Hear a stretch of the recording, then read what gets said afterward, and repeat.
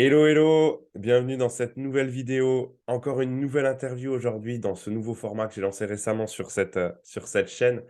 Aujourd'hui, j'accueille Stéphanie Bayeff. Bonjour Stéphanie. Bonjour Guillaume. Stéphanie, elle est coach et formatrice spécialisée dans le domaine de la dépendance affective. Donc, ça va être une discussion très, très riche aujourd'hui. Déjà, Stéphanie, merci d'avoir accepté cette invitation. Bah, merci Euh, à toi aussi. Ben, avec grand plaisir. Sans que l'échange va être ultra riche. Est-ce que pour commencer, tu pourrais juste en quelques mots te présenter pour ceux qui te connaîtraient pas encore? OK, donc je m'appelle Stéphanie, j'ai eu 40 ans au mois de janvier et j'ai été, 38 ans, voilà, je suis née dépendante affective de parents dépendants affectifs, hein, avec un papa qui a mis fin à sa vie, donc traumatisme, une maman déchue de ses droits maternels, donc bah, voilà, j'ai pas vécu avec mes parents et puis à 18 ans, je me suis retrouvée toute seule dans la vie, donc gros mécanisme de défense pour essayer de survivre. Et heu OK. et puis, bah, un petit peu avant mes 38 ans, je suis tombée en burn-out parce que je comprenais plus, en fait, ce monde. En fait, on me comprenait pas, mais en fait, je me comprenais pas non plus, hein, faut le dire. Mais en OK. fait, j'ai été inconsciente de la vie et j'ai fait de la dérationalisation, de la dépersonnalisation. C'est-à-dire que je ne savais plus qui j'étais. OK. Sans parler de toutes les relations, toxiques que j'ai eues, enfin voilà. Mais donc Waouh. Et voilà, ça va. entre l'amour, le travail, les faux amis, ah non, mais moi j'ai accepté l'inacceptable et femme battue, femme humiliée, rabaissée, enfin voilà. Il a Waouh. fallu que je tombe dans ce trou pour pouvoir me relever et je remercie vraiment mon burn-out qui m'a bien réveillée. OK. Franchement, je pense que cette interview va durer 3h30, je te le dis. Parce que déjà, rien que ta présentation, j'ai envie de te poser 50 questions. Ouais, Hem Déjà, je trouve génial cette idée d'accueillir le burn-out comme un cadeau, oui, plutôt que comme une épreuve, qu'il faudrait à tout prix, relever pour se remettre, tête baissée dans les mêmes schémas qu'on avait avant, hein. Ce qu'on observe souvent, hein, chez beaucoup de gens après le burn-out, qui est accueilli plus comme une maladie dont il mmh, faudrait guérir et pas comme un message qu'il faudrait prendre en compte, un message de l'univers. mmh. Hem, bon, j'ai déjà envie de te questionner là-dessus, mais la toute première question que j'avais envie déjà de te poser, c'est sur cette notion de naître dépendant affectif, de parents dépendants affectifs. Est-ce que tu peux nous dire un mot sur, ta façon de voir les choses par rapport à cet héritage? Comment il se transmet et comment ça se passe? Parce que je t'avoue que c'est un peu la première fois que j'entends, cette idée de naître dépendant affectif. Alors déjà, je m'en suis aperçue, parce que je fais toujours un travail sur moi continuel depuis, bientôt 2 ans où je suis rentrée en formation en mai 2021 et je suis toujours en questionnement sur mon passé aussi. Enfin, alors, je remue pas le passé, attention, hein. C'était, pour pouvoir comprendre mes parents, ce qui leur est arrivé, Mmh. et en fait, ce qui se passe, c'est que dans l'éducation, on a souvent peu ou pas du tout de reconnaissance, d'affection et de protection qui sont, heu, les triangles de 3 tout le temps, comme j'appelle ça. C'est-à-dire que s'il y en a un qui est perdu dans la loi de 3, et ben, en fait, tu crées des symptômes de dépendance affective et en OK. fait, la dépendance affective, c'est la reconnaissance, c'est, tu existes, on sait que tu existes et du coup, on sait qu'on existe. Voilà. OK. L'affection, c'est vraiment, tu es aimable et estimable parce que nous t'aimons, pour qui tu es et ce que tu es et donc on a une confiance en béton en toi, en soi. Hem, je veux juste attirer l'attention que la surprotection crée des symptômes de dépendance affective parce que j'ai un enfant, voilà, qui a OK. 17 ans et du coup, je l'ai surprotégé et lui aussi a été dépendant affectif. Donc pour revenir sur ma situation, c'est que, je me suis posé la question, pourquoi mon père, s'était suicidé à mes 3 ans et demi Mmh. et à force de lire beaucoup, enfin de comprendre cette dépendance affective et ben, en fait, ils étaient eux-mêmes dépendants affectifs et souvent on me disait: «Tes parents sont des scorpions». Alors je sais pas si vous connaissez l'astrologie, les scorpions, c'est des gens possessifs, jaloux, enfin voilà et donc j'ai entendu toute ma vie: «Oui, mais tu comprends, c'était 2 scorpions». Mais non, c'était pas 2 scorpions, c'était des dépendants affectifs. OK. C'est vrai que c'est Voilà. peut-être un peu réducteur de dire, c'était des scorpions qui pouvaient rien, voilà, OK. Ouais, mais Et à l'époque, enfin moi Alors moi, je veux juste dire, hein, c'est qu'en fait, je disais l'année dernière dans des vidéos que j'étais dépendante affective de l'amour, mais Ouais, je n'avais pas pris la conscience de ce que c'était. C'est-à-dire que je me suis transformée sans savoir que j'ai été une dépendante affective et comme j'étais accompagnée dans mon entreprise, en fait, on m'a dit, fin début décembre: «Tu étais qui Stéphanie avant?» Et j'ai dit: «Je sais que je dis beaucoup, ouais, j'ai été dépendante affective de l'amour et tout ça» et là, je commençais à des coachs et thérapeutes m'ont apporté leur aide et ils m'ont dit: Steph, tu sais ce que c'est?» Non» et c'est là où là alors là, j'ai été transformée en me disant: «Oh mais c'est fou!» Tu vois? Je faisais une autre révélation de moi en me disant: «Tu as été transformée sans savoir que tu étais dépendante affective». Parce OK, que la facilité de la vie, c'est de savoir que tu as des symptômes et tu sais c'est sur quoi tu dois travailler. Sauf que moi, ouais, j'ai travaillé sur plein de choses alors que peut-être que, tu vois, j'aurais peut-être pas fait autant de formations non plus pour devenir professionnelle. Enfin, j'ai pas de regrets, hein, OK. mais forcément. Et donc, Hem, pour mes ouais, parents, quand je reviens vas-y. juste, mes parents Et aussi ont eu leur traumatisme. OK, Voilà, une maman qui a été attouchée voilà, par son vrai père et mon père qui a été, repoussé par son père. Enfin, voilà, OK c'est donc et tu vois, donc je ils ont leur trauma aussi, hein. Mmh. ouais. Et tu vois, c'est intéressant parce que spontanément, la question qu'on pourrait se poser à ce stade-là, c'est de se dire, OK, parce qu'eux-mêmes, ils ont vécu ça, pourquoi ils prennent pas le contre-pied inverse et de se dire, plutôt que de faire revivre ça à ma propre, descendance, je vais, tu vois, faire tout l'inverse. Donner l'affection, la considération, l'attention, à mes enfants, tout Mmh. ce dont ils ont besoin pour ne pas qu'ils évoluent comme moi. Qu'est-ce qui fait selon toi qu'ils reproduisent les mêmes schémas finalement? Bah, Dans moi, le je dirais, quotidien? le côté inconscient parce que, quand tu sais qu'un être humain qui, travaille pas sur lui a que 10 de conscience, par jour et il est Mmh, en automatique et ben, tu vois, j'avais par exemple un papa qui n'arrêtait pas de bosser, ma mère qui travaillait pas, qui était tout le temps fatiguée, enfin, d'accord, de la connaissance que j'en ai, hein, parce que ma mère, OK, je l'ai vue un petit peu, mais voilà et OK. et tu sais, le problème des personnes qui souffrent, qui souffrent, qui souffrent, tu sais, enfin, moi, j'en parle parce que du coup, j'ai forcément, ils font partie de moi et en fait, quand tu arrives à un stade où tu sais plus, le boulot, ça va pas, à la maison, ça va pas, les amis, ça va pas et ben, en fait, moi, j'ai expliqué, hein, c'est qu'avec le temps, j'ai encore plus creusé mes symptômes, j'ai bien gratté, la souffrance et je disais, hein, avant de tomber en burn-out parce que j'ai quand même voulu mourir, hein, je cherchais à quitter ce monde, il y a plus rien qui t'arrête, en fait.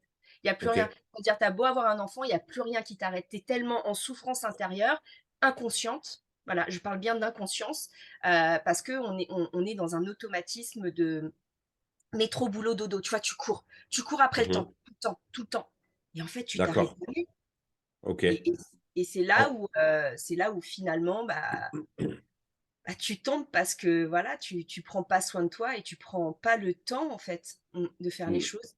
Mmh. ouais, pas le temps d'observer, tout ce qui se passe en toi, toutes les souffrances que tu as, d'où elles peuvent venir et au Mmh. contraire même, volontairement les fuir en t'enfermant dans des automatismes du quotidien qui font que tu te poses plus aucune question et tu actives que ton inconscient, en fait et quand Oui. ton inconscient, bah, c'est ce que tu as toi-même vécu, tu Mmh. reproduis les choses sans même t'en rendre compte. C'est ça finalement, ce que Et tu nous dis, quoi? voilà, c'est ça et ce que j'ai envie d'ajouter, c'est faire du déni, le: «C'est pas grave, Ah oui, c'est pas grave, c'est pas grave». c'est-à-dire, peux en dire plus un peu? Bah, la première fois qu'on m'a tapé dessus, bon, j'ai dit une fois, mais pas 2. Sauf que Ouais. la deuxième est arrivée Mmh. et puis je Là, tu parles de découvrais violence conjugale? ouais, c'est ça, ouais, ouais, OK. voilà. Hem, En fait, on s comme moi, j'avais aussi les croyances, limitantes, hein, de: «Oui, mais les gens se séparent, dès qu'il y a un problème, on se sépare», enfin voilà Ah oui. et pour moi, à côté, en fait, je me disais: «On peut réussir à s'en sortir», tu vois? OK, bon, bah, si tu m'as fait, qu'aucune fois, OK, vas-y, je passe, tu vois? On est prêt à tout, en fait. Ouais. Sauf que le problème de la dépendance affective, heu le problème de la dépendance affective, c'est qu'on n'a pas d'estime de nous, on n'a pas confiance en nous.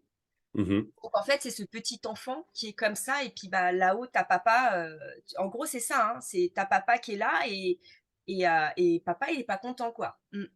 et Ah, on a c'est-à-dire vraiment que ce petit ouais, enfant intérieur qui qui qui est terrorisé et c'est pour ça que souvent il y a des femmes battues qui ne partent pas parce qu'elles ont tellement peur que moi j'ai eu le droit par exemple pour t'expliquer, j'avais le droit à si tu es pas contente, tu pars. De ouais, toute façon, si tu pars, tu n'auras jamais la garde de notre fils. OK, Donc la peur, alors le dépendant affectif, ces enfants, c'est toute leur vie, hein. Ils ont une idéalisation de la famille, c'est aussi pour ça qu'ils partent pas. ouais, Et c'est vrai que, tu vois, enfin, en fait, on nous met tellement une pression tu vois, enfin, de dire à une personne: «Si tu pas contente, tu pars», alors que la personne sait que tu as pas de famille, donc de toute façon, où tu veux atterrir, tu vois? ouais, Je touchais le SMIC, donc c'était de toute façon, on te laissera pas à la garde de ton fils, tu touches que le SMIC. ouais. Alors tu Tu es vois? en Donc plus le rabaissement dans une dépendance financière et matérielle, vis-à-vis de l'autre, qui ouais, fait que, en vrai, tu peux pas partir, en fait. non, Ouais, ouais, super intéressant ce que tu dis et ouais, j'ai encore une autre question par rapport à un truc que tu as dit tout à l'heure, que j'avais jamais entendu non plus. Tu parlais de dépendante affective à l'amour.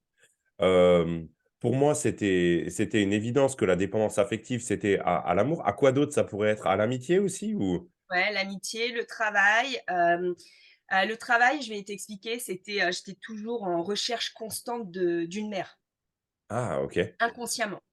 OK, Donc souvent, c'était des femmes qui étaient plus âgées que moi ouais. et elles étaient tellement gentilles avec moi. Je disais: «Ah, tu es comme une petite mère pour moi. Ah, tu es comme une petite Ah! mère pour moi» Ah waouh, OK. et en J'avais pas fait, conscience en fait que la dépendance affective, elle pouvait s'appliquer dans différents domaines, pas seulement en amour, mais aussi, au travail et en amitié. bah, j'ai fait, pour te dire 22 ans de salariat, 17 sociétés et quand je me sentais plus à ma place et ben, je partais, en fait, je fuyais. Ah ouais, à chaque Voilà. fois que tu avais pu, ta petite mère, dans chaque poste quoi. Voilà, parce que ça finissait mal. J'utilisais le fameux triangle de Karpman, hein, le triangle, Ouais.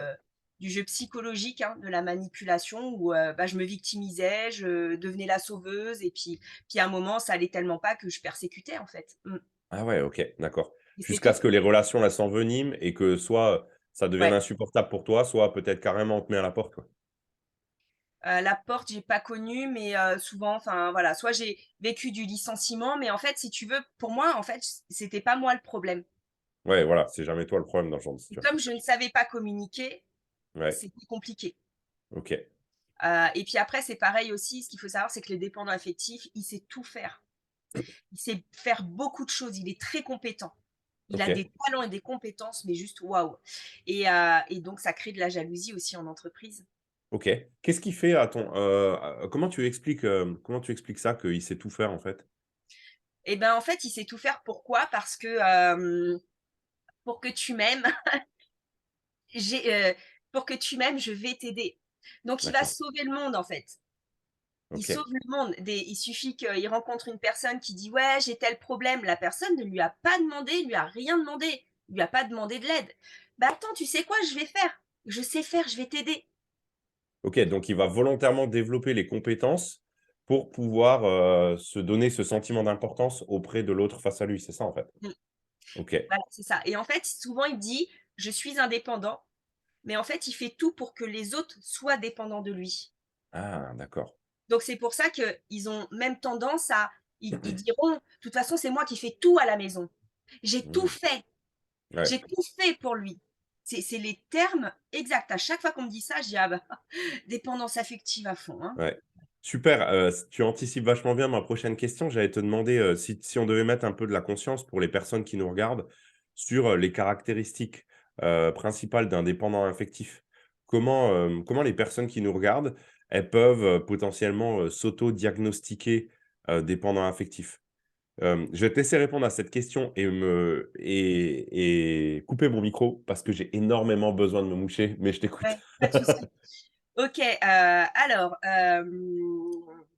le fait de devoir demander la validation aux autres, quand on a envie de faire quelque chose, et si les autres nous disent, «Non, c'est pas une bonne idée», on le fera pas. Voilà. Ça, c'est une 1re chose. Ce qu'ils peuvent aussi essayer de regarder, c'est, comment ils se positionnent envers l'adulte. Est-ce que parfois ils se sentent tout petits par rapport à l'autre? Quand tu veux dire l'adulte, c'est-à-dire, le Alors là, l'autre personne, qui est partie prenante dans leurs interactions de dépendance ça, affective? c'est OK. ça. C'est-à-dire que, je suis dépendante affective et je suis face à quelqu'un, je me sens toute petite. Parce que moi, je l'ai senti plusieurs fois en me disant: «Purée, mais je suis minuscule à côté d'eux», Mmh. tu vois? Et c'est vrai que, j'avais souvent cette sensation d'être une enfant OK. Et quand et tu dis finalement, quand tu utilises le terme adulte dans cette interaction-là, ça veut dire qu'il y a comme une reproduction de l'interaction, adulte-enfant, de l'enfance de la personne, c'est ça? ouais, bah, toi, tu es adulte et le dépendant affectif a un enfant intérieur, Ouais. terrorisé ou terroriste, en fait. Donc du coup, il est face à un autre adulte qui, lui, est adulte et Mmh mh. selon la réaction de la personne, hem, et ben, il va réagir, soit bien, soit mal ou soit, tu sais, tout petit, quoi. C'est là, je suis D'accord. tout petit et ça, ils peuvent s'en apercevoir, hein, de toute façon. OK. S'adapter. Ah oui, mais moi je m'adapte, je suis un caméléon, ah ouais, alors l'adaptabilité, va s'adapter pour, vraiment, qu'on l'aime. Parce qu'en fait, il pense souvent, il dit souvent, «Mais j'ai besoin d'affection». En fait, il a pas besoin d'affection, il a besoin de reconnaissance. D'accord. Voilà. OK. Donc c'est vraiment de la re en fait, la définition de l'affection, c'est de la reconnaissance. OK, d'accord. Donc OK, donc si on doit récapituler, tu nous en as déjà dit 3. ouais, L'adaptabilité, ouais, le fait de se positionner toujours en tant que petit enfant, mmh. vis-à-vis d'un adulte dans l'interaction, et le troisième, le premier que tu nous as dit, j'ai déjà oublié, pardon, c'était Attends, le premier c'était, attends, j'ai ah ça y est! on se dit trop de trucs. Hem, mince, en plus, je l'avais dans la tête, On laissera les gens, la vali revenir de la là? validation. À la Attendre la validation, validation des la autres. Ça, c'est recherche de important. validation en permanence. OK, d'accord, Mais il faut faire attention parce qu'en fait, souvent, les personnes ne s'aperçoivent pas, quand elles sont en couple, elles se disent: «C'est normal que je lui demande la validation». Mais si tu es d'accord. dans ton besoin personnel, tu n'as pas besoin de demander à l'autre. OK, OK. Mmh. Super, et j'adore comme tu anticipes les questions suivantes Bah oui, parce mais que, je fais du bien, hein. ouais, c'est ça. Ma question suivante, ça allait être, bah, comment on sort de tout ça? Une fois qu'on a diagnostiqué, qu'est-ce qu'on peut mettre en place pour, pour se sortir de tout ça? Mmh, J'imagine qu'il y a déjà une grosse notion de se faire accompagner parce que déjà c'est compliqué, de prendre vraiment conscience de tout ça. Je pense qu'on est tous champions du monde de l'auto-aveuglement. tout à fait. Donc qu'est-ce qu'on fait, avec ça une fois qu'on l'a? Ah, Alors et c'est même ouais. peut-être même question préliminaire, hem, qu'est-ce qu'on fait si on n'en souffre pas, tu vois? Parce que peut-être que tu as aussi des gens qui ont ces symptômes-là, qui les diagnostiquent et qui se disent: «Mais moi, je suis très bien comme ça, en fait, hein, j'ai pas envie de que ça change». Bien sûr. Alors en fait, il faut sur 10, il y a des personnes qui sont dépendantes affectives qui n'en souffrent pas. En fait, le but, c'est est-ce que ça te fait souffrir, oui ou non? Mmh, Donc de 1 à 4, on dit souvent, enfin voilà, tu peux vivre avec, pas de souci, enfin voilà, tant que tu pars pas dans les manipulations. Mais en fait, au bout de 5, moi, ouais, les personnes qui me contactent, c'est des personnes qui sont en souffrance, qui vont pas bien, tu OK. vois? Là, c'est jusqu'à 4, les gens, enfin, ils arrivent à vivre, enfin, ils sont pas, tu vois, il y a pas cette histoire de domination, quoi, tu vois? C'est Mmh. je vais te mettre en prison. Donc Ouais, à partir de 5, en fait, déjà, dès que ça commence à te faire souffrir, c'est là, c'est important de se faire accompagner. Parce qu'on ouais, se ment à nous-mêmes, en plus, on n'est pas honnête. bien sûr. Comment elles se manifestent habituellement ces souffrances, chez les gens que tu accompagnes? Bah, souvent, c'est l'amour, OK. voilà. Le fait d'être toujours dans des cercles vicieux parce qu'ils tombent, alors je dis bien, de faire très attention à ce que je vais dire, c'est-à-dire un dépendant affectif peut être confondu, en pervers narcissique. Ah, OK. Voilà, pourquoi je dis ça? C'est que quand on a bien, la souffrance humaine, hein, quand on a bien creusé notre souffrance, nos symptômes et cetera, on finit par être vraiment, des personnes tellement inconscientes. Alors si en plus vous avez vécu de la dépersonnalisation, la dérationalisation, c'est-à-dire que vous avez des comportements que les gens ne vont pas comprendre. Moi, c'est ce OK. qu'on me disait: «Mais Steph, on te reconnaît plus, mais qu'est-ce qui t'arrive?» J'étais devenue, agressive en fait. OK. J'étais D'accord. sortie de moi, je ne savais plus qui j'étais et le pire, c'est qu'en fait, je vivais dans un monde qui était pour moi irréel, parce que je OK. projetais tout en imaginaire au demain, tu vois? Demain, ça ira mieux, tu vois? Mmh. Donc du coup, je suis arrivée dans une, et après je vais rebondir. Je suis arrivée où, quand j'ai fait mes formations, j'ai été chercher quand même le pervers narcissique, hein. Tu Ouais, vois? Je sais pas pourquoi et en fait, avec la souffrance intérieure, je cochais toutes les cases. d'accord. Un truc de Donc dingue. tu as pensé être, perverse narcissique et en fait, Alors c'était pas du tout ça? Ou non, je voulais comprendre, en fait, pourquoi j'étais tombée sur 2 pervers narcissiques différents. ah! D'accord, Voilà comme ça. et en fait, je me suis aperçue que je cochais toutes les cases dans ma souffrance humaine De dépendante affective. de dépendante affective. Et ça, c'est super intéressant ce que tu partages là, parce que, je ne sais pas si toi tu observes ça un peu sur les réseaux sociaux, mais moi je trouve que ce terme de et c'est marrant parce que j'en parle Toutes à les toutes les sauces. interviews, ces derniers temps. Ce terme de pervers narcissique, manipulateur, Mmh. il sort à toutes les sauces. Il est presque galvaudé tellement on l'entend.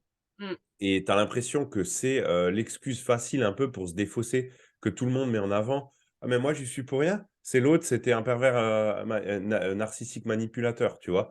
Et ça permet aussi de tu sais, de pas regarder chez soi la problématique éventuelle de dépendante, affective. C'est super intéressant ce que tu nous Ouais. partages là, du Alors coup. là, je vais juste te faire un petit quelque chose qui est important, prendre sa responsabilité. Je parle en tant que femme battue. Je ne dis pas de prendre la responsabilité de: «Tu as mérité d'être battue», c'est pas ça. C'est, ta responsabilité a été de rester. Donc moi, c'est comme ça que j'ai pardonné aussi à mon passé, c'est en prenant mes responsabilités, en se disant: «Stéphanie, tu es restée 5 ans. Tu aurais pu partir». Mais Ouais. j'avais tellement peur que je suis restée.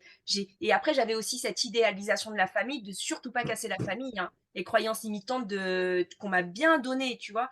Et on est responsable de rester. Mmh. Et je veux juste rebondir sur la dernière personne où je suis restée pendant 6 ans et demi parce qu'un dépendant affectif est prêt à tout, mais à tout. Et le dernier, 6 ans et demi, et ben, 0 affection, 0 tendresse, il ne me touchait pas et je me suis mis dans la tête qu'on pouvait vivre sans sexe. Voilà. Donc j'ai passé OK, 6 ans et demi, à avoir des gros problèmes de santé. On OK. savait pas ce que j'avais, hein. Voilà, c'est la somatisation, on cherche, le corps parle, hein. Oui, Je suis malade pour que tu puisses t'occuper de moi, c'est inconscient. ouais, Donc ça, c'est important chez les dépendants affectifs. Si une personne, vous la voyez qu'elle est malade continuellement et que vous savez pas, posez-vous la question s'il y a pas une forme de dépendance affective. Parce que le mmh, corps, il parle et le fait d'être malade, c'est pour dire à l'autre: «Occupe-toi de moi» et ça, c'est ouais, inconscient, hein, ouais. vraiment. Super Donc intéressant ce que tu nous partages là, ouais. donc, ce qui s'est passé, parce qu'il y a 2 formes de dépendant affectif, il y a celui qui va tout donner, Mmh. je te donne tout, mais sauf que l'autre est dépendant affectif et lui ne va rien donner. Il va Ouais, gober en fait, que de temps en temps, comme un chat qui de temps en temps je viens et après je pars. Voilà, donc il y a aussi, ce côté, des 2 dépendants affectifs. Les 2 ne peuvent pas tout donner, c'est pas possible. Il y d'accord. en a toujours un, c'est: «Fuis-moi, je te suis, suis-moi, je te fuis». Alors je Là, tu parles, en l'occurrence d'une relation potentielle entre 2 dépendants affectifs, c'est ça? ouais, ouais. D'accord. OK. Et souvent, quand j'écoute aussi les histoires, donc là, j'ai rebondi un petit peu loin, on reviendra sur la question que tu m'as posée, c'est, souvent quand j'écoute les histoires, c'est: «Oui, mais tu vois, il m'a dit que, à l'époque, il a tellement tout donné à ses ex, et ben, moi, du coup, j'ai plus rien». Aussi OK. simple, j'ai tellement tout donné. Je l'appelle la sangsue, hein, c'est j'ai besoin de toi avec l'oxygène, donc voilà. Il vit Ouais, des émotions qu'il sait pas gérer et après quand il devient gober, il coupe ses émotions et il vit que ouais, dans le mental, en fait et là, il est capable de dire: «Tu vois, j'ai tellement tout donné à l'époque, maintenant toi, tu auras rien» et ouais. c'est horrible, hein. Ouais, ouais. Elle est super intéressante cette notion, un peu transactionnelle, tu vois, de la relation amoureuse et moi, ça me questionne vachement cette idée de, donner, recevoir, parfois, donner pour, espérer recevoir en retour. Alors que finalement, et souvent j'en reviens à cette réflexion-là, si on commençait déjà par se donner à nous-mêmes ce dont on a besoin, Bien bah, sûr. peut-être qu'on n'irait pas le chercher à l'extérieur, quoi, tu vois? Mmh. De toute façon, ce qu'il faut que tu saches, c'est qu'un dépendant affectif a un vide intérieur qui ne sait pas nourrir. Il se sent très seul et de toute façon, il est dans des relations où il sera seul. Mmh mh. Parce que tant que tu n'as pas nourri, ce que tu as en toi, Mmh. heu, tu peux pas l'obtenir. Moi, je leur explique que, tu vois, moi, tous les jours, je me dis: «Putain, Steph, je t'aime, en fait». Tu vois, je me parle à moi-même. Il y a pas un matin où je me regarde et que je me dis: «Putain, tu as une sale gueule, quoi». Non, je me Ouais, juge pas, je me critique pas.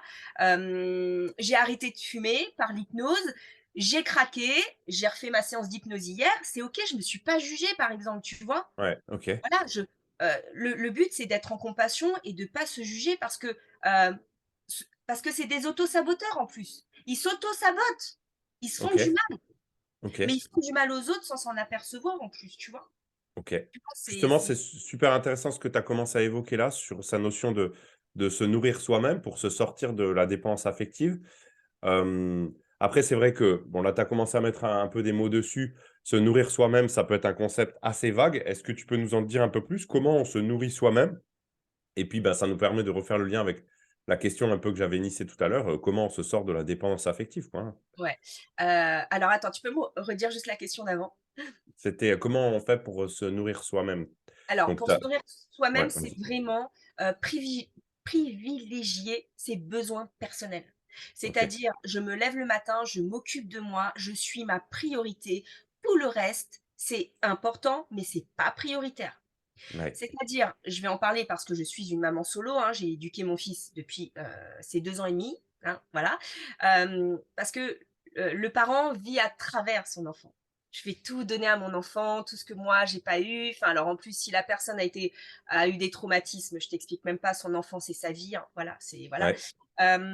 Et à un moment, faut couper en fait, le cordon ombilical, hein, entre Mmh. les parents parce que, à 6 ans, nos enfants, enfin, ils peuvent déjà être autonomes, enfin voilà, et cetera. C'est important d'aller couper, ce cordon ombilical et merde, ça y est, j'ai tellement de choses à dire Mais que oui, j'ai ça va dit: dans tous les sens. «Je reste focus», tu vois? Parce que Ouais. sinon je vais repartir dans un autre truc. Oui, donc c'est pas parce que alors, je tiens à le dire, que vous soyez maman ou papa, c'est un rôle. Mmh. C'est pas, ça ne fait pas partie de vous, c'est un rôle. On fait des enfants, OK, parce que, bah, le couple, à la base, s'aime. Pour pouvoir, accompagner nos enfants dans la vie, on va les éduquer pour qu'ils puissent partir de la maison, prendre leur envol, c'est tout. Ouais. Oui, on les aime, mais non, on ne leur donne pas tout. Mmh. Donc, le besoin personnel, par exemple, mon fils, il sait que, par exemple, je peux avoir prévu un truc avec lui, je fais ma journée de travail et arrivé à la fin, je lui dis: «Tu sais quoi? Là, je mon besoin personnel, mon corps, il m'a dit: "Stop là"». Et OK. ben, je l'éduque comme ça, c'est-à-dire, c'est pas parce que je t'ai dit, qu'on allait faire ça, ça, ça, si mon corps me dit non, c'est non. Ouais, ouais. J'adore cette idée et c'est marrant, on en a parlé aussi, dans la dernière interview avec Magali, cette notion de, tu sais, dans la société, on a parfois l'impression que quand tu te comportes comme ça, tu es vu comme ultra égoïste, alors que la réalité, c'est que tu es ultra altruiste. Parce que tu pars du principe qu'une fois que tu as, répondu enfin, tu pars du principe qu'il faut d'abord répondre à tes propres besoins pour Oui, être dans les meilleures dispositions et répondre aux besoins des autres. Parce que si tu commences par les besoins des autres, tu t'aigris. Tu as l'impression que tu es laissé sur le côté en permanence, que tu es, négligé, et tu commences à en vouloir aux autres limite. mmh. Donc, comment s'en sortir? C'est, déjà se Oui. nourrir.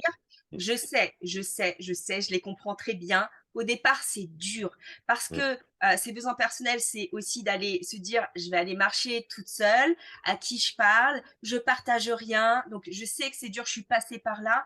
Il y a 2 ans où, j'ai commencé à sortir, à aller voir mes châteaux, à trouver mes passions et cetera et j'étais toute seule et au départ, tu rentres et tu dis: «À qui tu racontes tout ça, en fait?» Tu vois? mmh.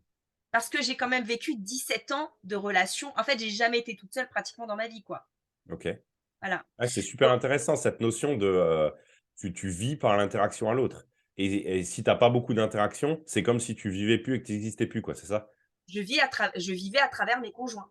Ouais et ce que j'entends aussi dans ce que tu viens de nous dire et que je trouve super intéressant, c'est cette notion au bout d'un moment, tu te connais même plus en fait. Tu sais même plus quelles sont tes passions.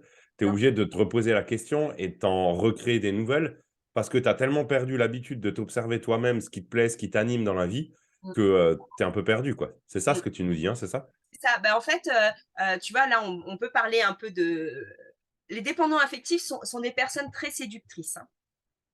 C'est comme ça, ils ont quelque chose qui font que tu es attiré par eux. Ouais, i enfin et c'est inconscient, hein et donc forcément la personne, elle se dit: «Ah, elle est bien, machin et tout». Ouais, mais il suffit que la personne te dise, la personne en face donc par exemple, je suis dépendante affective, j'ai, un homme en face de moi qui me dit: «Ah bah, moi je sais pas». Il va me raconter ce qu'il fait, ce qu'il aime et ne connaissant pas, j'ai fait: «Oh, mais c'est trop bien! Ah, j'aimerais bien», tu vois? Et là, on commence à se comporter où, au lieu juste d'écouter la passion de l'autre, c'est Mmh. le feu d'artifice du dépendant affectif: «Avec lui, je vais kiffer». Ils ont un problème de feu d'artifice parce qu'ils pensent vraiment que le couple, c'est du feu d'artifice, c'est le monde des bisounours, mais non, ça dure Ah! que 3 mois. C'est tu vois, c'est ça qui est important de leur dire, c'est que la passion, l'engouement, c'est les 3 premiers mois parce que tu connais pas la personne, il faut du temps et après, au moment où les 3 mois s'arrêtent, qu'est-ce qui se passe? En fait, la relation, elle s'écarte, mais c'est pas parce que la personne t'aime pas. C'est juste parce que, bah, on a fait les 3 mois de connaissance et cetera. Sauf que le dépendant affectif, quand il sent après les 3 mois que la personne, elle fait comme ça et c'est tout à fait naturel, et ben, elle, c'est: «Oui, mais machin, non. Là, ça part en cacahuète, en fait, tu vois? Ah Et c'est ouais. après les 3 mois, en fait, parce que eux là, c'est ils ont l'impression que leur oxygène est en train de partir. Ah! D'accord, d'accord et en même temps, cet oxygène, il a été nourri aussi par le masque que qu'ils ont mis, hein? C'est ce que tu nous expliques. Le fait de s'enthousiasmer sur les passions de l'autre, alors que peut-être au fond, on en a rien à foutre, c'est aussi un petit peu pour jouer le rôle de la personne intéressée qui est partie en quête, d'intérêt et d'attention de la part de l'autre, c'est ça? Bah, en fait, ce que j'ai envie de te dire, déjà, le dépendant affectif est quelqu'un d'égoïste. C'est pas, je suis en compassion de vous dire ça parce que je sais que ça fait mal. Je sais parce que je vais vous le dire, hein, 38 ans, Mmh. hein, de dépendance affective. Ouais. Mon besoin, c'était moi, moi, moi, moi, moi, moi, moi, moi, moi, moi, moi, moi, moi.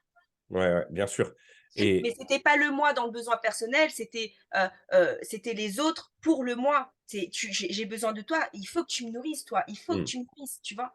Elle Et est c'est super intéressante cette notion finalement, ce que tu me dis, c'est de l'instrumentalisation de l'interaction à autrui. C'est-à-dire que tu es pas du tout, intéressé, sincèrement par la personne que tu as face à toi. Tu es surtout intéressé par ce qu'elle peut t'apporter, à quel point elle peut te nourrir, nourrir tes besoins, tes besoins d'affection quoi, c'est ça? ouais. Et c'est triste, hein, parce qu'en fait, tu peux entendre aussi, ceux qui savent qu'ils sont dépendants affectifs diront, «Ouais, mais on m'a pris comme un objet». Oui, Ouais. mais si on t'a pris comme un objet et moi je le dis parce que je disais finalement mes ex-conjoints, ils me disaient: «Va là», j'y allais, «Va là», machin et quand ils avaient plus besoin de moi, ils me mettaient dans le coin Ouais. et en fait, moi je m'en suis rendu compte, je disais: «Mais c'est pas possible en fait». Déjà, on dirait mes pères, donc il y avait une domination. Ils étaient Mmh. toujours dominateurs avec moi, hein. Et de l'autre côté, attends, ils étaient dominateurs. Ah, j'ai perdu le fil. Ah, tu sais, il y a Tu veux c'est nous un dire trop de sujet trucs. tellement passionnant que, Oui, je vois ça. hem, oui, voilà, l'objet. Mmh. Heu, L'objet. ils nous utilisent comme objet parce que nous-mêmes, nous nous nous disons, moi, quand je suis tombée en burn-out, je me suis dit, «De toute façon, je ne sers à rien». Ouais. Je ne sers à rien. Donc déjà, on a, ce langage qui dit: «Je ne sers à rien», mais tu Je as pas dois à être utile, je servir. dois apporter quelque chose et C'est cetera, ouais. ça, c'est Ouais, ça. OK. Mais donc déjà, comme on se considère sans le savoir comme un objet, et ben, Ouais, on considère les autres comme des objets. Là, je ne vais pas bien, donc j'ai besoin de toi. Là, ouais, je crois avoir besoin d'affection parce que je me sens toute seule, donc du coup, je vais faire quoi? Chercher l'amour. ouais. Ouais, c'est super intéressant ce que tu partages là. C'est un truc dont je parle souvent aussi avec mes clients, c'est, dans vos interactions amoureuses, à quel point vous éduquez l'autre à se comporter comme ça avec vous. Tu vois? Mmh, Parce que c'est toujours facile de dire: «Oui, mais, c'est l'autre, voilà comme, il se comporte avec moi». Bah oui, mais qu'est-ce qui, a fait dans ton comportement à toi que ça, c'est devenu possible? Tu vois? Et mmh, c'est là vraiment que tu progresses quand tu commences à mettre de la conscience mmh. là-dessus. Vas-y, je sens que tu veux Bon, rebondir. là, tu donnes une pépite parce que du coup, c'est ce que j'explique. Alors ça, écoute, je l'ai pas, c'est moi qui l'ai fait parce que je l'ai entendu nulle part et c'est, quand je leur dis: «Tu préfères être considéré, donc le respect, ou tu préfères qu'on t'aime?» Ils vont me répondre: «Mais qu'on m'aime». Ah bah OK. oui, ouais. Donc toi, tout ce que tu veux, c'est qu'on te dise: «Je t'aime». Mais le problème, c'est que si on ne te considère pas, ça veut dire qu'on va te manquer de respect. C'est ça qui se passe. Dans ce triangle de 3, c'est la priorité, c'est la considération. Ouais, Tu dois te faire respecter en t'affirmant. Quand je parle d'affirmation, je parle de communication et pas d'affrontement. Tu ouais, vois? C'est différent. Je leur dis, c'est pas affronter l'autre, c'est communiquer ses besoins personnels, les attentes dans la relation amoureuse. Donc, si je te considère, je te respecte. Mmh. Si je te respecte, je t'aime et si je t'aime, je t'apporte de l'amour. Oui. Et s'il n'y a pas cette considération de démarrage, une personne peut t'aimer, mais pas te respecter. Ouais et Donc la puis, tu as priorité, l'impression qu'elle t'aime, mais en vrai, c'est pas ça, en fait. c'est pas ça. Ouais. C'est su J'adore cette discussion. La question suivante qui me vient, Stéphanie, c'est, hem, tu vois, là, tu nous as beaucoup parlé de ton passé, de dépendante affective toi-même. Hem, Qu'est-ce qui te permet aujourd'hui, dans ta perception de ta situation, d'affirmer catégoriquement: «Je suis sorti de ça»? C'est quoi l'indicateur pour toi qui permet de Alors dire: «C'est fini, c'est l'histoire ancienne»? alors en fait, ce qui s'est passé, c'est que l'année dernière, je suis tombée sur une, personne où voilà, j'ai appris à la connaître pendant 3 mois, mais j'étais toute seule, je cherchais personne, enfin voilà et on a communiqué pendant 3 mois, tous les jours à parler et tout ça. Puis je lui disais, je lui dis: «Mais attends, mais enfin, c'est bizarre, on n'a pas besoin de parler tous les jours», tu vois? Déjà, moi, je commençais à me poser des questions et tout ça et je lui ai expliqué, en fait et puis, bah, au fil du temps, bah, après on s'est eu au téléphone et il y a eu quelque chose qui s'est tu vois? En fait, j'ai eu la connaissance de lui où moi je me suis dit: «Putain, il cette personne, en tout cas, elle me correspondait», mais ça est arrivé v vers les 2 mois, tu vois? De discussion, OK, tu vois? Et on a parlé pendant 2 mois, tu vois? On n'a pas, voilà et donc cette personne me paraissait, très bien, enfin voilà, donc il disait, bah, on est un jour je lui pose direct la question en disant: «Écoute, je sais pas pourquoi on parle toujours au bout de 2 mois comme ça. Je pense qu'on n'est pas des amis. Enfin, il y a quand même un truc qui se crée. Dis-moi si je me trompe ou pas. Voilà, tu vois, donc je m'affirme, je communique avec lui. Il me dit oui, c'est vrai. Donc là, j'ai commencé, en fait, je ne savais pas que j'étais une ex-dépendante affective et j'ai commencé à lui demander c'est quoi tes attentes dans une relation amoureuse, c'est quoi tes besoins personnels. Donc jusque-là, les critères, nickel.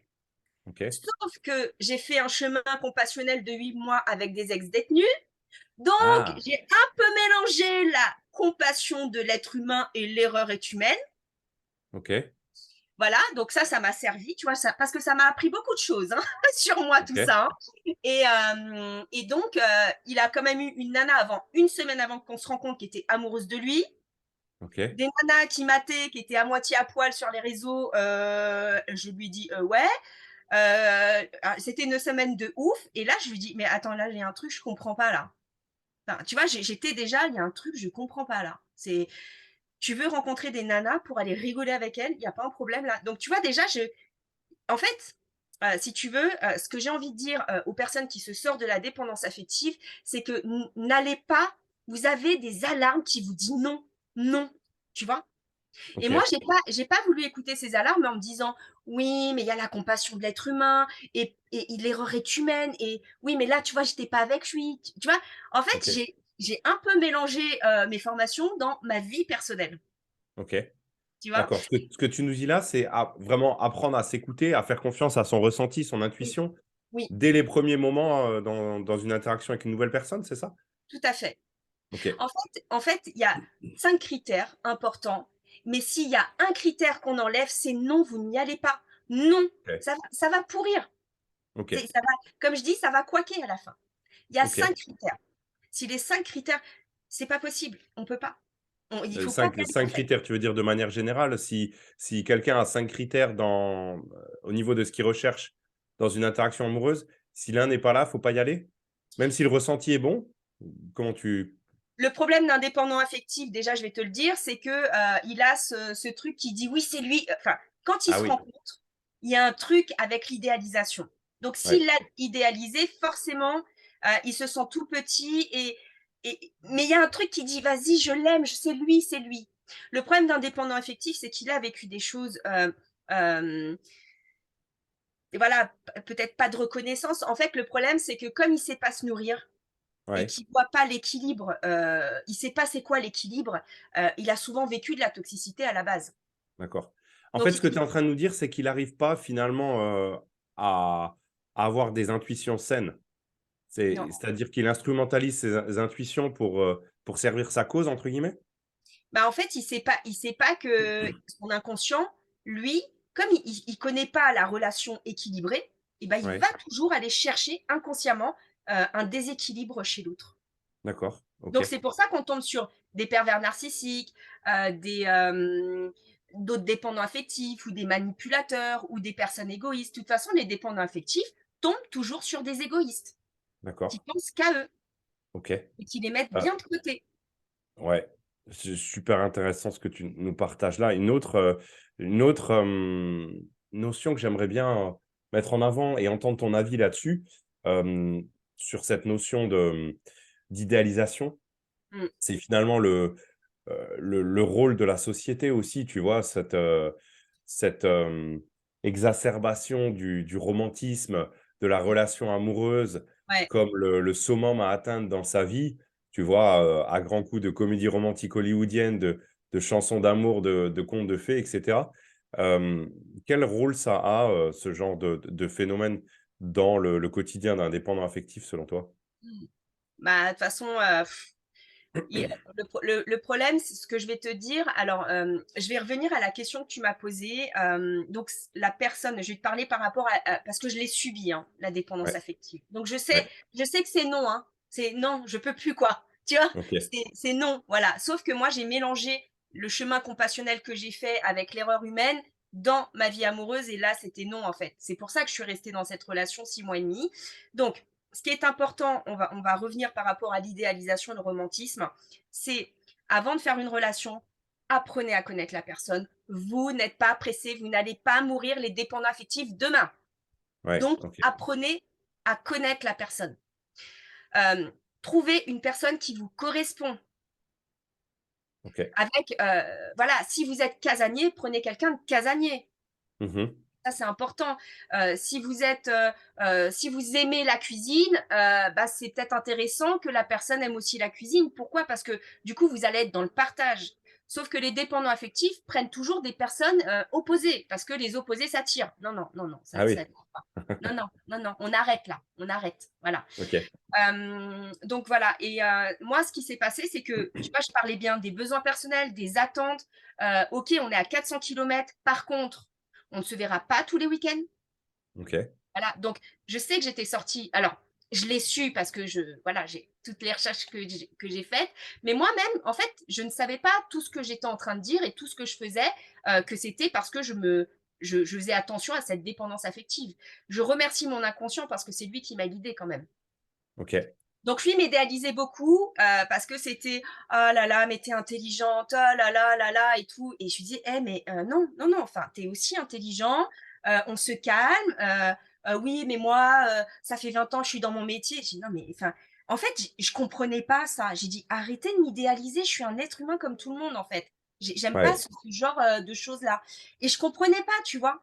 Donc du coup, on se voyait tous les 15 jours, toutes les 3 semaines ou une fois par mois, tu vois? Mais sans pression. Sauf que moi, ouais, quand je partais après, les problèmes arrivaient. Là, c'était les prises de tête et tu fais quoi? Et je suis chez moi, je suis tranquille, en fait, tu vois? C'est OK. et ils pompent ton énergie en plus, hein. Tu D'accord. vois? Et donc je communiquais. Bon, écoute, là, on va s'appeler, on va communiquer, mais petit enfant a peur. Communiquer, elle va me Ouais, taper dessus. Donc ouais, non, tu vois? OK. C'est-à-dire Et que ce que ouais, tu nous dis là aussi, Stéphanie, c'est que finalement, ce qui t'a été presque le plus utile dans ta prise de conscience de ton problème à toi de dépendance affective, c'est d'être, pardon, exposé de manière radicale à une personne qui a la même problématique que toi et et ouais. à quel point, ça peut avoir un effet repoussant. Et là, je reconnais bien ce que tu dis parce que ça m'arrive parfois aussi à moi dans mes relations amoureuses.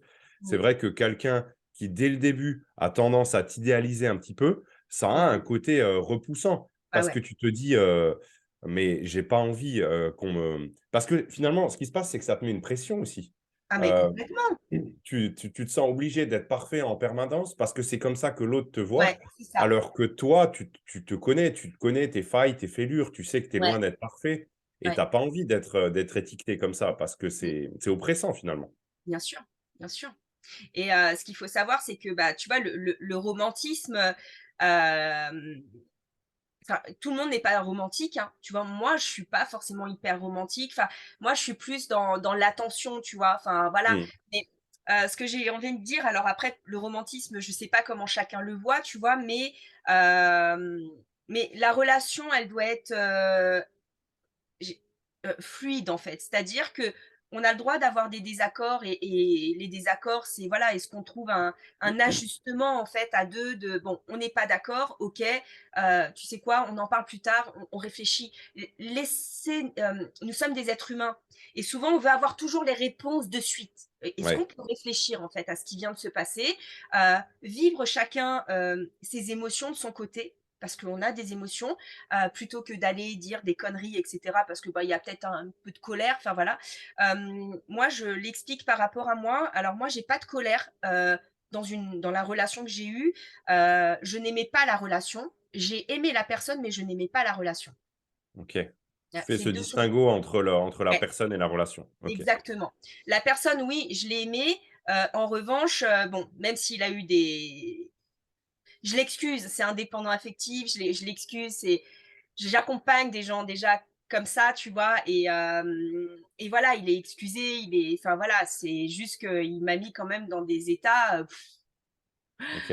je ne comprenais pas et tu sais, c'est comme à un moment, tu sais, c'est, hem, tu vois, c'est comme ce combat de boxe, c'est: «Vas-y, vas-y, je t'en mets plein la figure et machin» et à un moment, c'est: «Mais attends, mais stop!» enfin, je suis à un moment, je suis un être humain aussi, tu vois? Ouais. C'est ce que je dis à mes clients, je dis: «Moi, je suis un être humain. À un moment, si tu es tout le temps là, comme ça, sur moi, enfin, à un moment, il suffit que je sois dans le bas, forcément, je pète un plomb, hein. Je suis un être humain comme tout le monde, hein, tu vois?» Ouais. C'est Donc super je intéressant ce que tu dis parce que ce que j'entends là aussi, c'est une sorte d'indicateur de qualité de relation. C'est-à-dire que si à un moment, je sais plus les mots que tu as employés, que tu disais qui t'en mettaient plein la gueule. Heu, Si à un moment, cette relation, elle te pèse plus qu'elle ne t'élève, oui, non, finalement, c'est est-ce que c'est pas le meilleur indicateur ouais. que c'est pas la bonne personne et qu'il est temps de passer à autre chose, quoi, tu vois? Bah, en fait, il a été jaloux de ma société déjà fin octobre parce qu'il m'a vu que j'évoluais. Il me dit: Mmh. «Oui, tu parles plus, comme d'habitude, tu as encore changé». Bah oui, j'apprends tous les jours Ouais, et même mon fils, il dit: «De toute façon, ça s'arrêtera jamais», tu vois? Donc en décembre, quand il a vu que ma société, bah, commençait vraiment à fleurir, ah là, ça a été la chute. C'est comme si, j'avais une autre personne. En fait, je l'infidélisais, tu vois? Ma ah d'accord. société était devenue, comme si que c'était une autre personne et donc j'ai eu le droit à, «De toute façon, j'en ai marre de tes trucs de coach», j'ai rien compris. J'ai dit: «Attends, mais de quoi tu parles?» C'est développer l'être humain, en fait, tu vois? Donc en Ouais. fait, le problème du dépendant affectif, c'est qu'au départ, c'est: «Ouais, c'est top, machin, nanana, oh», enfin, en fait, il m'a idéalisé et il m'a utilisé même sur les réseaux sociaux, hein, parce que je me souviens la première fois que je l'ai vu, qu'il m'a dit: Jamais j'aurais pensé être avec Steffi. Ah waouh, OK. Mais si tu veux, cette chose-là, je dis: «Mais ça veut dire quoi?» Mais c'est Ouais, le dépendant affectif, tu imagines? En ouais, fait, bien il m'a sûr. utilisée, quoi, tu vois? J'ai été mais moi, ça m'a appris beaucoup sur moi, ça m'a j'ai et malheureusement, ça a été le cobaye de: «Qu'est-ce que c'est la dépendance affective?» de le subir. C'est non, c'est pas de l'amour, Et en malheureusement. même temps, j'ai envie de te dire, c'était un magnifique cadeau de l'univers pour, toi mettre de la conscience sur tout ça et pouvoir aider encore mieux, tous les clients que tu as derrière, quoi, finalement. Exactement, exactement. Donc du coup, j'ai l'ayant été et en plus l'ayant subi, je leur explique que c'est pesant en fait. C'est pesant, c'est un moment, tu t'en peux plus en fait et forcément tu es plus dans le plaisir en fait de voir l'autre parce que tu te dis: «Enfin, ça va repartir, enfin voilà, c'est tu vas me prendre la tête pour n'importe quoi et pourquoi tu me réponds pas?» et voilà. Ouais, Le souci de communiquer avec un dépendant affectif, c'est que, c'est n'oublie pas, c'est ce petit enfant qui a peur de se faire taper sur les doigts ouais. et qui a peur de cette séparation. Voilà. Est-ce que par rapport à tout ce que tu nous dis, hem, ça te semble possible de s'épanouir en amour avec des personnes de ce type-là? Et si oui, dans quelles conditions? Qu'est-ce qui a besoin d'être fait ou d'être modifié pour que ça puisse, fleurir? Sincèrement, le problème, moi, enfin franchement, je le dis, dépendante affective, enfin voilà, c'est pas de l'amour au départ, enfin, il y en a peut-être qui vont me rejoindre là-dessus. C'est, moi mon objectif, hein, quand, j'étais jeune, c'était avoir, ma famille et mes enfants, hein. Mmh. Donc, Ouais, tout viendra. reproduire les schémas qu'on t'avait mis en tête un peu, quoi. Mmh. Donc en fait, est-ce que je les ai aimés? Non, parce que finalement, le père de mon fils, l'objectif, c'était d'avoir un enfant et je lui disais, hein: «Je vais pas attendre 10 ans pour avoir un enfant». Tu vois? OK, Donc d'accord. déjà, quand tu dis ça, enfin, attends, enfin, un couple, il faut du temps, il faut le rythme, on peut pas se précipiter comme ça, même emménager Ouais, ensemble. Enfin, on est des êtres humains, on a besoin de temps, tu vois? ouais, bien Heu, sûr. moi, je suis une professionnelle qui dit, hein, la les dépendants affectifs, n'aiment pas. Pourquoi? Je sais qu'il y en a beaucoup qui vont pas vouloir me croire, mais parce que vous êtes là pour combler votre vide. Ouais, Vous avez besoin de savoir tout le temps: «Est-ce que je vais te voir? Est-ce que je vais te voir? Est-ce que je vais te voir?» Ils ne vivent qu'à travers ça. ouais. C'est pas de l'amour, c'est de l'obsession. Donc finalement, pour reprendre ma question, ce que tu es en train de nous apporter comme élément de réponse là, c'est de dire: «OK, tant que cette problématique de dépendance affective, elle est pas réglée, tu peux rien vivre en fait de sain avec qui que ce soit, quoi». Tu as Et besoin de travailler sur toi avant d'espérer quoi que ce soit mmh. de sain et d'harmonieux avec quelqu'un d'autre. Mmh. Heu, alors oui, effectivement et là, je vais t'en parler par rapport à moi, on m'a donné un défi, dans 2 mois de faire une conférence sur, bah, l'amour véritable et la dépendance affective. Je donne un exemple, je sais que moi, je suis pas prête à, être avec une personne parce que je ne lui accorderai pas de temps. J'ai à l'intérieur un petit flou avec moi-même, où j'ai besoin en fait, d'avoir, des réponses. Voilà, j'ai pas encore, tout, enfin avec le fait que ma société évolue, voilà, j'ai des objectifs qui sont plus importants que d'être avec quelqu'un. C'est-à-dire que si demain il y a une personne qui me dit: «Ouais, je serais intéressée», alors déjà, je suis pas un morceau de viande, ça c'est Ouais. important, hein, parce que le dépendant affectif, c'est un bon morceau de viande pour les gens, hein, c'est voilà, hein. Et comme ils savent pas trouver leur place, ils vont s'adapter, hein, voilà. Donc c'est important en fait de se dire: «OK, là moi je suis en position de, j'ai besoin de ci pour moi, j'ai besoin de ça. Il y a ma société aussi là qui me prend beaucoup de temps et donc je n'accorderai pas de temps». Il faut être lucide avec soi-même et le Fixer ses fait limites finalement, c'est ça que tu nous dis? oui, bien sûr, bah, c'est OK. important d'avoir un cadre déjà dans sa relation et de donner les limites, quoi. Ouais, C'est où OK. sont les limites? Qu'est-ce qui est acceptable, supportable et inacceptable? Moi, je travaille Ouais, comme ça, hein. OK. Donc tu vois, OK. c'est vraiment important de s'écouter, de se dire: «OK, là, je vais pas bien», parce que les dépendants affectifs, ils ne vont pas bien. Mais ils vont faire les rencontres quand même et tu sais ce qu'ils me disent le pire? C'est: «Ouais, bah, j'ai fait style que j'étais, super joyeuse», tu vois je mets un autre Ah! masque. Alors qu'en Ouais, fait, ma vie, c'est de la merde, OK. tu vois? Waouh! Donc en fait, ils attendent que l'autre leur donne du piment dans leur vie. Ouais, OK. Ouais, Au lieu de se le donner soi-même, quoi. ouais et j'ai eu encore mieux, j'ai une personne qui m'a dit: «Oui, bah, en fait, j'avais dit à mon mec, que, bah, j'étais une fille qui se couchait hyper tard, qui faisait la fête, et cetera et bah, après ils vivent ensemble et tout ça, tu vois? Et en fait, elle me dit: «Bah, en fait, ce qui s'est passé, c'est que, bah, je lui ai menti, sauf que moi, à 21h, je suis fatiguée». Ah waouh! OK. Ouais. Ah, on se met dans les meilleures dispositions pour une relation saine et harmonieuse, là. Bah, oui, mais Ouais, après quand tu vis ensemble, tu fais comment? Là, c'est ouais, pas juste de temps en temps les week-ends, là, c'est là, va falloir, ton mensonge parce que, tu vois, en fait, ils camouflent la vérité, ils camouflent qui ils sont, donc on part dans du mensonge et enfin, tu vois, ça part loin, hein, le dépendant affectif, hein. Mmh. ouais, je vois parce que ça fait déjà, presque 1 heure qu'on s'en parle. Il y a tellement de choses à dire, j'ai l'impression. Ouais, Hem Et en même temps, je pense qu'on va devoir conclure aussi. Je pense que bien sûr. ça a été très très riche, très instructif pour les personnes qui ont regardé un petit peu cette vidéo. Est-ce que toi, tu as encore, quelque chose à rajouter, Stéphanie, sur, des recommandations particulières vis-à-vis de ce schéma du dépendant affectif? Ouais, moi, vraiment, ce que j'ai envie de dire avec beaucoup d'amour, c'est faites-vous accompagner tout seul, c'est hyper difficile, parce que, il y a des choses de nous-mêmes qu'on ne voit pas, en fait. Voilà. Mmh. Je le dis, moi, avec ma société, je suis, coachée toutes les semaines, je suis accompagnée dans ma société. Je ne suis pas toute seule, en fait, depuis Mmh. déjà presque, 2 ans. Donc, ce que je veux dire, c'est qu'on le sait pertinemment, il y a des choses dans notre inconscient qui ne veut pas dire à notre conscient et c'est important de se faire accompagner, pour s'en sortir et pour pouvoir, être en relation saine, aussi bien pour soi-même que pour nos enfants et que pour les compagnons, enfin, voilà ou les compagnes, les personnes qui vous entourent. Ça, c'est Ouais. important. Parce que du coup, c'est que vos enfants vous regardent, donc vous donnez le même conditionnement à vos enfants.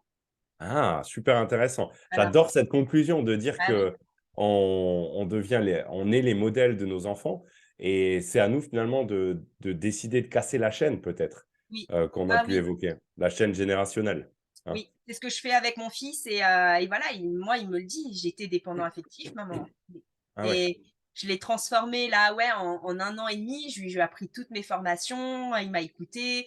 C'est un garçon, vraiment merveilleux, enfin qui communique aujourd'hui parce que ça a été un enfant qui s'était renfermé et il travaille, enfin voilà, je suis beaucoup à l'écoute. Je lui laisse faire ses choix, ses décisions, voilà et pas les miennes en fait, voilà.